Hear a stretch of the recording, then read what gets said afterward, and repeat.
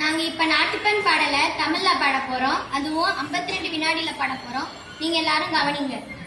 இனங்களும் மொழிகளும் ஆயிரம் இருந்தும் மனங்களில் பாரத தாயே, வடக்கே விரிந்த தேசாபிமானம் தெற்கே குமரியில் ஒழிக்கும். இனமத வேற்றுமை உடையில் இருந்தும் இதயத்தில் ஒற்றுமை பொங்கும். உலகினில் எத்திசை அலைந்தும் இறுதியில் இந்திய நாமே, குருதியில் மூவனம் தானே. நிறமோ மொழியோ எதுவாயிருந்தும் நிரந்தரம் பாரத தாயே.